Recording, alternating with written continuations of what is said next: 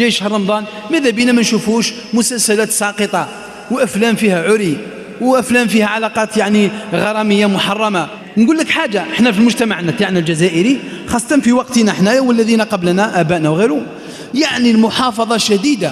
كان ذاك الوقت تلفاز واحد قناة واحدة يسموها اليتيمة تفتح على 5 تسكر على 12 تاع الليل. يعني لا أذكر أننا شفنا مشهد مخل بالحياة. حتى أفلام أجنبية يجيب لك فيلم تاع وسترن تاع الكوبوي وما تشوف حتى حاجة عيب، صح ولا لا؟ لأنه كاين القص، نحي هذه ما تليقناش. احنا مسلمين، احنا نحشموا. الراجل راه يتفرج مع بنته مع مرته مع وليده مع كنته مع كذا، واش راك دير؟ لكن مجتمعات مسلمة أخرى وحتى هنا بدينا الانفتاح الإعلامي ولات الأمور الرقابة ضعيفة، ولات كاينة رقابة. دايروا أحيانا قناة ممكن يغلقوها على مشهد مخل، يعني حاجة مليحة في وزارة الاتصال. بصح كون جي توزن الميزان الشرعي الحقيقي كثير من الأعمال الدرامية ولا السينمائية تلغى شرعا يعني.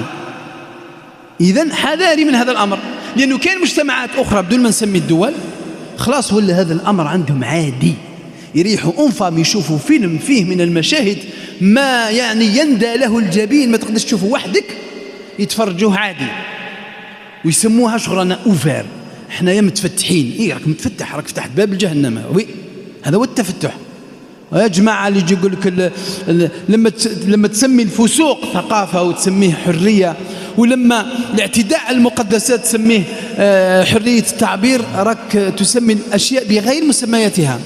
جماعة إبليس كي جاي يغلط سيدنا آدم عليه السلام، قالوا يا آدم، ما قالوش راح نقول لك الشجرة اللي قال لك ربي ما تاكلش حيروح تاكل منها، هل أدلك على شجرة الخلد وملك لا يبلى؟